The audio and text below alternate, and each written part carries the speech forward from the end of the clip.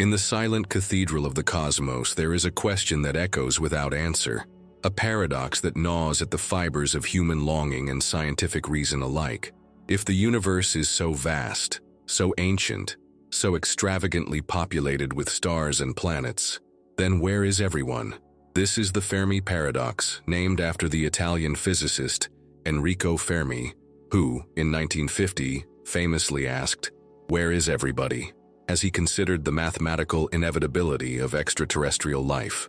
The question is deceptively simple, yet it unspools into a tangle of science and philosophy, casting a shadow across disciplines and centuries, and whispering its urgency into the ears of dreamers and skeptics alike.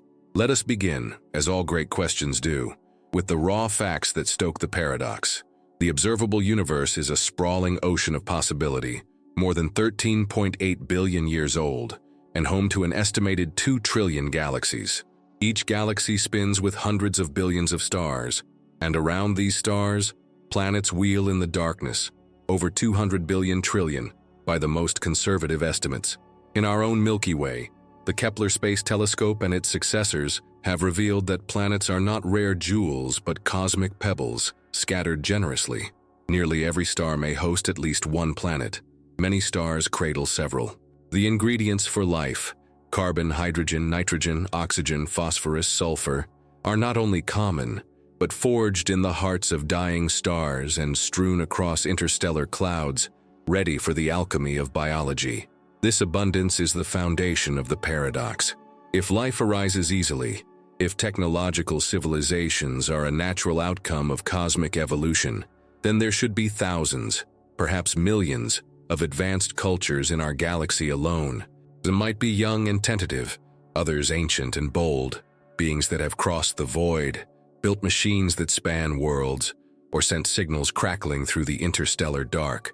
And yet, as we tune our ears to the cosmic static, as we sweep the heavens with radio telescopes and scrutinize the atmospheres of exoplanets for biosignatures, we hear nothing but silence. No alien probes have arrived. No shining cities glimmer on the moons of Jupiter. No signals flicker in the electromagnetic night. The universe, so full of promise, remains eerily, stubbornly mute. This silence is not for lack of trying. The search for extraterrestrial intelligence, SETI, has unfolded over decades, beginning in earnest with Frank Drake's Project Ozma in 1960, which aimed a radio telescope at the stars Tau Ceti and Epsilon Eridani, in hopes of hearing a deliberate signal. Since then, SETI projects have multiplied, employing ever more sensitive receivers and scanning a widening swath of the electromagnetic spectrum. The Allen Telescope Array, the Breakthrough Listen Initiative, Arecibo before its collapse, each has strained to detect the faintest artificial whisper. The results so far have been negative. The famous WOW signal of 1977, a 72-second radio burst detected by Ohio State University's Big Ear radio telescope, remains a tantalizing anomaly, never repeated, never explained. But perhaps this is too narrow a view. If we expand our search beyond radio waves, we find that alien footprints are equally elusive. No gargantuan engineering projects, so-called Dyson spheres, vast arrays of solar collectors encasing stars, have been glimpsed in the infrared surveys of the cosmos. No probes have been found on the Moon, Mars, or the asteroids, despite decades of close scrutiny by robotic explorers. Even the search for microbial life in our own solar system, on Mars beneath the icy crusts of Europa, or Enceladus, has yielded only ambiguous hints, never firm proof. At every scale, from the microscopic to the galactic, the silence persists. It is this silence, this emptiness in the face of overwhelming probability, that constitutes the Fermi Paradox. The numbers suggest we should not be alone, yet all evidence points to cosmic solitude. The question, then, is why? What possible explanations can reconcile the teeming abundance of the universe with its apparent lifelessness? Over the decades, scientists, philosophers, and writers have conjured a multitude of solutions, each a lens through which to glimpse the possible fates of life in the universe. One path through the paradox is to question the very premise that life is common and civilizations inevitable. Perhaps the steps from chemistry to sentience are so precarious, so improbable, that they are rarely, if ever, traversed. This is the rare Earth hypothesis, articulated by Peter Ward and Donald Brownlee in their 2000 book. According to this view, the emergence of complex life requires a confluence of unlikely conditions: a planet in the habitable zone, with stable liquid water, a large moon to stabilize the planet's axial tilt and climate, plate tectonics to recycle nutrients and regulate carbon dioxide, a magnetic field to shield against cosmic radiation, and a benign stellar neighborhood, free from sterilizing supernovae or gamma-ray bursts. Earth, in this telling, is not a typical planet but a winner in a cosmic lottery, a singular oasis amid a desert of barren worlds. Support for the rare Earth perspective comes from the study of planetary systems discovered by missions like Kepler and TESS. While exoplanets are abundant, truly Earth-like worlds, rocky, temperate, with the right size and chemical composition, seem less common than once hoped. Many habitable zone planets orbit red dwarf stars, which flare violently and may strip away atmospheres or bathe surfaces in lethal radiation. Super-Earths and mini-Neptunes, while numerous, may be cloaked in thick, crushing atmospheres hostile to life as we know it. Even the presence of a large moon, like Earth's, is now thought to be rare, a product of a fortuitous collision early in our planet's history. But even if the right conditions are met, life may still be fragile. The fossil record reveals that complex life on Earth took billions of years to arise. For most of our planet's history, the only inhabitants were simple, single-celled organisms. The leap to multicellularity, to animals and intelligence, was not a given, but a series of evolutionary gambles, each with long odds. Catastrophic events, asteroid impacts, supervolcanoes, snowball Earth episodes, have repeatedly threatened life's persistence. Perhaps then the universe teems with bacterial slime, but intelligent life is vanishingly rare, a lonely spark flickering in the dark. Yet this is only one axis of the puzzle. Suppose that life is common, and intelligence in some form often arises. Even then, civilizations may be short-lived. This is the essence of the so-called Great Filter hypothesis, first articulated by economist Robin Hanson in the late 1990s. The Great Filter is an invisible gauntlet, a series of obstacles that winnow out the majority of life before it can become interstellar. The filter may lie in the past, in the difficulty of evolving complex life, or it may await in the future, as a trap that dooms technological societies. If the filter is behind us, then our existence is a cosmic miracle, a reason to celebrate our improbable survival. But if the filter is ahead, then our silence is a warning. Civilizations may be inherently self-destructive, doomed by warfare, environmental collapse, or technological catastrophe. Nuclear weapons, engineered pandemics, runaway artificial intelligence, each a Pandora's box whose opening could spell extinction. The silence of the cosmos, in this view, is not a mystery, but a tombstone, a record of countless cultures snuffed out before they could reach the stars. This is a sobering thought, but not the only possible filter. Perhaps the universe is teeming with life, but the development of technologies capable of interstellar communication or travel is far more difficult than we imagine. Physics may set hard limits: the speed of light, the vastness of interstellar distances, the energy required to cross them. Even with our most advanced rockets, it would take tens of thousands of years to reach the nearest stars. The challenge of sustaining life, shielding against cosmic rays, navigating the hazards of deep space, each a barrier that may prove insurmountable. Here we encounter the limits of our imagination and our technology. Theoretical physicists, from Miguel Alcubierre to Harold White, have speculated about warp drives and wormholes, exotic means of circumventing relativity's straitjacket. Yet these ideas remain speculative, constrained by the laws of physics as we understand them. The energy required to manipulate space-time, to bend it into traversable shortcuts, may be forever out of reach. In this view, the galaxy is a collection of cosmic islands, each isolated by the black seas between stars. But perhaps the truth lies not in the scarcity of life or the difficulty of travel, but in the nature of intelligence itself. The philosopher Nick Bostrom, the astrobiologist David Grinspoon, and others have argued that advanced civilizations may choose to remain silent, self-imposed quarantine as a form of cosmic caution. The zoo hypothesis, first proposed by John A. Ball in 1973, imagines that Earth is under observation, deliberately isolated from contact, a protected reserve, or a laboratory experiment whose subjects must not be disturbed. Civilizations more ancient and sophisticated than ours may consider us too primitive, too dangerous, or simply too uninteresting to warrant communication. This cosmic quietude may also be a form of prudence. The universe may be a dangerous place, where the reckless broadcasting of one's existence invites predation. Science fiction has long explored this theme. From Fred Saberhagen's Berserker stories, in which self-replicating machines hunt and destroy any emerging intelligence, to Liu Cixin's Dark Forest trilogy, where the logic of survival dictates that civilizations must remain hidden lest they be annihilated by unknown others. In this view, the silence is not a mystery, but a strategy, a form of cosmic game theory, where survival depends on secrecy. Alternatively, the paradox may be an illusion born of our own limitations. The signals we seek may not exist, or may be undetectable to our instruments. Advanced civilizations may communicate in ways we cannot imagine, using neutrinos, gravitational waves, or quantum entanglement rather than radio waves. The window of detectability may be brief, with civilizations rapidly transitioning to technologies that leave no trace. Our own radio emissions have already faded into the cosmic background, swamped by digital compression and fiber optic cables. The signals of alien minds may be washing over us even now, inscrutable and unnoticed. Consider too the possibility that we are searching for the wrong thing. Our assumptions about intelligence, technology, and communication are shaped by our own history and biology. We imagine civilizations that build cities, transmit signals, and construct machines, because that is what we have done. Yet, intelligence may take forms beyond our comprehension.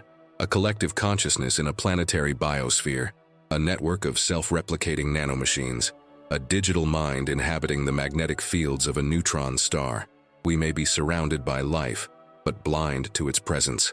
In the last decade, the study of extremophiles, organisms that thrive in conditions once thought hostile to life, has expanded our sense of what is possible. Bacteria that metabolize arsenic, microbes that flourish in boiling acid or deep beneath Antarctic ice, tardigrades that survive the vacuum of space, each a reminder that life is adaptable, inventive, unpredictable. The paleontologist Peter Ward calls this the mediocrity principle, the idea that life, given time and opportunity, will find a way. Yet whether intelligence and technology are inevitable outcomes of evolution or rare accidents remains an open question. The search for biosignatures and technosignatures has advanced too, with new instruments and ambitious missions.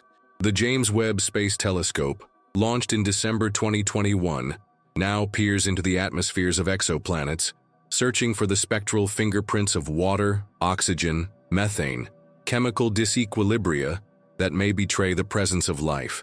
The upcoming Nancy Grace Roman Space Telescope will expand this search, mapping thousands of worlds in unprecedented detail. SETI researchers like Jill Tarter and Andrew Siemian have broadened their hunt for technosignatures beyond radio waves, considering everything from laser flashes to waste heat from megastructures. As our tools improve, so too does our capacity for disappointment. In 2015, astronomer Tabitha Boyajian discovered an enigmatic star, KIC 8462852, or Tabby's star, whose irregular dimming sparked speculation about alien megastructures.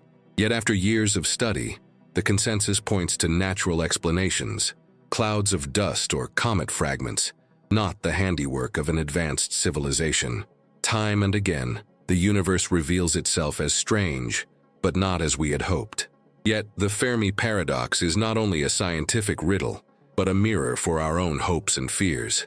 It is a stage upon which we project our anxieties about our place in the cosmos, about the fragility of civilization, about the meaning of existence itself.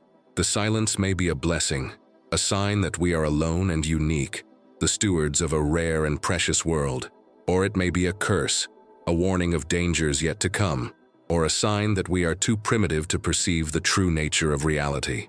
There is, too, the possibility that the paradox is a matter of timing, a question not of where, but of when. The universe is old, But stars like our Sun are only now reaching a peak in the creation of habitable worlds. Nobel laureate Frank Wilczek has argued that we may be among the first wave of intelligent life, pioneers in a galaxy still awakening.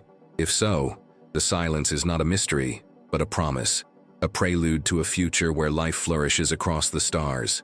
This narrative of cosmic youth finds support in the work of astrobiologists like Caleb Scharf, who has suggested that the chemical enrichment required for planets and life takes time. Early generations of stars were poor in heavy elements, and only now are conditions truly ripe. Perhaps the paradox is not that we are alone, but that we are early, destined to be ancestors, not contemporaries, of the civilizations to come. And yet, the paradox endures, a riddle without a key.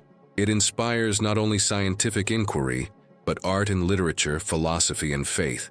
The poet Rainer Maria Rilke wrote of the terrible silence of the stars, the sense of longing and isolation that comes from contemplating the infinite.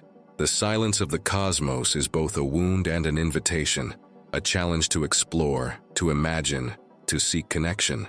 In the end, the Fermi Paradox may be the most profound question we can ask, because it forces us to confront the limits of knowledge and the scope of our own ambition. It is a puzzle that transcends disciplines, uniting astronomers and biologists, engineers and theologians in a search for meaning. Each explanation, rare Earth, great filters, silent watchers, cosmic youth, offers a different vision of our place in the universe. Consider the Drake equation, formulated by Frank Drake in 1961, as a way to estimate the number of communicative civilizations in our galaxy. The equation multiplies probabilities, the rate of star formation, the fraction of stars with planets, the number of habitable worlds per system, the fraction that develop life, the fraction that become intelligent, the fraction that develop communication, the length of time such civilizations release detectable signals. Each term is a guess, a reflection of our uncertainty. Change any value and the answer shifts from a crowded galaxy to an empty one. The search continues, driven by curiosity and hope. New telescopes, like the Square Kilometre Array in Australia and South Africa, promise to scan billions of stars for artificial signals. The European Space Agency's Gaia mission maps the positions and motions of 1 billion stars, revealing the architecture of the galaxy. Private ventures like Breakthrough Starshot imagine sending tiny probes to Alpha Centauri at a fraction of light speed, propelled by powerful lasers, a first step toward interstellar exploration. With each new discovery, the paradox deepens. We find planets in abundance, yet no evidence of life. We uncover the resilience of biology, yet see no sign of its reach beyond Earth. The silence persists, a cosmic question mark that refuses to be erased. Yet in this silence, there is also wonder. The absence of evidence is not evidence of absence, as the saying goes. The universe is vast beyond comprehension, and our search is only beginning. The radio bubble created by our own civilization extends just over 100 light years, a tiny sphere in the galactic sea. Our instruments are crude, our understanding incomplete. The answers may yet await us, hidden in the dark spaces between stars. There is a humility in the paradox, a recognition that we are small, that our knowledge is provisional, that the universe is stranger than we can imagine. It is a humbling thought, but also a liberating one. The silence is not a verdict, but an invitation to keep searching, to keep dreaming, to remain open to the possibilities that lie beyond the horizon of our understanding. As we ponder the Fermi Paradox, we are reminded of the words of Carl Sagan, who saw in the search for extraterrestrial life not only a scientific quest, but a kind of spiritual journey, a way to place ourselves in the cosmos, to understand our origins and our destiny. The silence of the stars is both a mystery and a gift, a canvas upon which to paint our hopes and fears. The paradox has inspired some of the most profound reflections of the modern age. Stephen Hawking warned that contact with advanced civilizations might be dangerous, echoing the fate of native peoples upon the arrival of more technologically advanced cultures on Earth. Others, like Freeman Dyson, imagined that life and intelligence would eventually transform the universe itself, spreading to every corner, reshaping matter and energy according to its will. Yet for now, we remain earthbound, listening to the silence, searching for a sign. Each new discovery, An exoplanet in the habitable zone, a molecule in a distant atmosphere, a curious signal in the noise, rekindles the hope that we are not alone. And each null result, each year of silence, deepens the paradox, sharpening the question. The Fermi Paradox is not a problem to be solved, but a mystery to be lived. It is a call to wonder, to humility, to perseverance. It is a mirror in which we see our own reflection, both proud and fragile, both daring and uncertain. It is a story without an ending, a question without an answer, at least for now. And so we continue the search, guided by curiosity, by hope, by the longing that has always driven us to look up at the stars. The universe may be silent, or it may speak in languages we have yet to learn. The answer may be just beyond the reach of our instruments, or forever hidden by the nature of reality itself. But in the asking, in the search, we find meaning. The Fermi Paradox is not merely a question about aliens. It is a question about ourselves, about our courage, our imagination, our capacity for awe. It is a story we write with every new discovery, every new theory, every new generation that looks up and asks, "Where is everybody?" And in that asking, we become part of the universe's own unfolding story, a spark of consciousness illuminating the dark. Perhaps in the end, the silence of the cosmos is not emptiness, but potential, a space for us to grow, to explore, to become something more. Perhaps the greatest answer to the paradox is not to wait for others, but to reach out ourselves, to carry the light of life and mind into the vastness, to become the kind of civilization we have been searching for. For now, the stars remain silent, but the journey, the search for others, the search for meaning, continues. And in that journey, we find our place in the cosmos, not as passive spectators, but as active participants in the greatest story ever told. As the centuries pass, as our technology advances and our understanding deepens, the paradox will remain, a challenge, a mystery, an invitation. The universe is vast and we are small, but in our smallness there is greatness, in our questions, in our dreams, in our relentless search for connection. The silence of the stars is not the end of the story, but its beginning, a canvas waiting for the brushstrokes of discovery, a symphony waiting for its first note. And so, we listen, we watch, we wonder. The answer may yet come, in a flash of radio static, in a glimmer on a distant world, in a message encoded in the very fabric of space and time, or it may never come, and we will be left with the paradox, an eternal question, echoing across the ages, binding us to the stars.